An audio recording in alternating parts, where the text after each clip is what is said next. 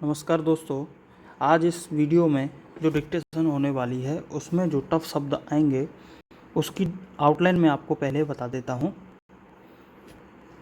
पंचायती राज दिवस, पंचायती राज दिवस।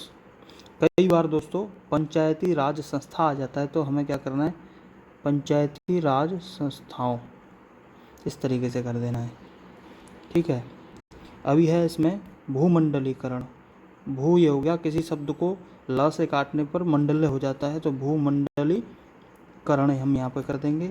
दुष्प्रभाव, दुष्प्र और भा को हटा देंगे, यहीं कर देंगे दुष्प्रभाव, दुष्प्रव, बस इतना ही। अभी है इसमें यहाँ पर लोक लुभावन, लोक लुभावन ऐसे भी कर सकते हैं, लोक लुभावन पूरा कर सकते हैं। लोक के लिए ल ही बनाना है। कई बार आ जाता है लोक लुभावन वादे, लोक लुभावन वादे यहीं कर देंगे हम। ठीक है। अभी आगे है यहाँ पर रोज़मर्रा, रोज़मर्रा। ठीक है। महामारी, म से महा मान लेंगे और ये हो गया मारी, महामारी। श्रृंखला, श्रृंखला।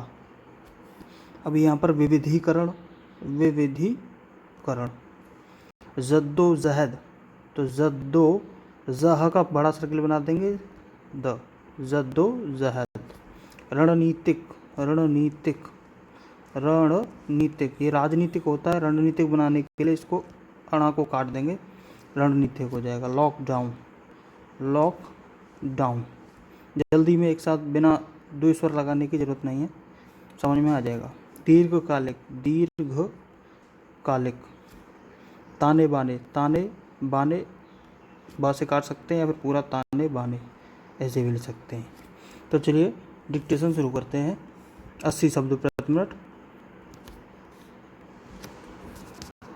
पंचायती राज दिवस पर पंचायत प्रमुखों से संवाद के दौरान प्रधानमंत्री नरेंद्र मोदी ने कहा कि कोविड-19 महामारी का सबसे बड़ा सबक यह है कि भारत को रोजमर्रा की जरूरत के सभी सामान के लिए आत्मनिर्भर होने और किसी पर आश्रित नहीं होने की जरूरत है। एक स्तर पर प्रधानमंत्री के विचार सही हो सकते हैं और हम सब लॉकडाउन के दौरान की तैयारी को लेकर सबक सीख रहे हैं। फिर भी सामान्य स्तर पर देखें तो इस संकट से सीखा जाने वाला यह सबक खतरनाक है। इस समय आत्मनिर्भरता की आवाज अधिक जोर शोर से क्यों उठ रही है? ऐसा नहीं है कि हम सबको निजी जिंदगी में ऐसा लग रहा है कि अधिक लोगों पर निर्भरता से हम संकट काल में कमजोर हो जाते हैं। सच तो यह है कि एक वैश्विक समस्या होते हुए भी इस महामारी ने भूमंडलीकरण के पूरे ताने बाने पर काफी दबाव डाला है। कई लोग यह सवाल उठा चुके हैं कि क्या यह महामारी बीते दशक में वित्तीय संकट के दुष्प्रभावों से आक्रांत और लोक लुभावन राष्ट्रवाद के उदय से कमजोर हो चुकी भूमंडलीकरण की दीर्घकालिक प्रक्रिया का अंत कर देगी। शायद इस महामारी के बारे में इससे बेहतर संदर्भ क्या हो सकता है? बीते दशकों में भूमंडलीकरण से सर्वाधिक लाभान्वित होने वाले देश में उपजा एक वायरस ही इस महामारी की जड़ में है। इससे बखूबी पता चलता है कि हम किस कदर निर्भर हो चुके हैं। महामारी ने लंबी अवधि में वैश्विक गतिविधि को 3 स्तरों पर खतरे में डाला है।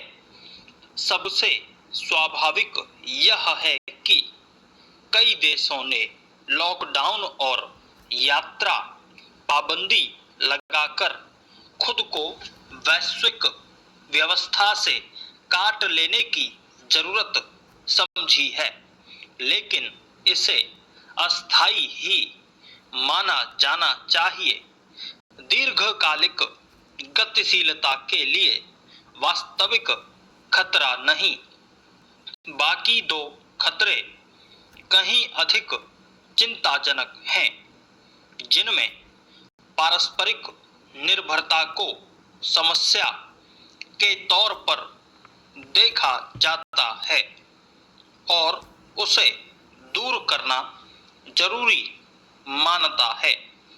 पहला चरण चीन में दिसंबर मध्य से लेकर जनवरी अंत तक चले लॉकडाउन का था।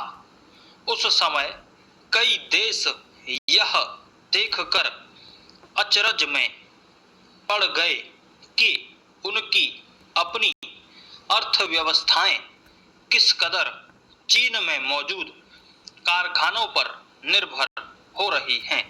सच है कि चीन ने जल्द ही अपने कारखानों में फिर से उत्पादन शुरू कर दिया और फिर से दुनिया के बाजारों में माल पहुंचने लगा। कारखाने फिर से खोलने के पीछे चीन की जल्दबाजी की वजह भी दिखती है।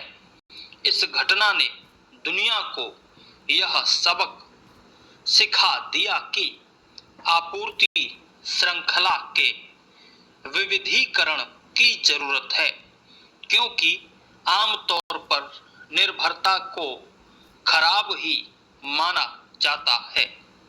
दूसरा चरण उसके बाद आया जब इस महामारी से जंग में जरूरी मानी जा रही सामग्रियों के लिए दुनिया भर में जद्दोजहद शुरू हुई थी।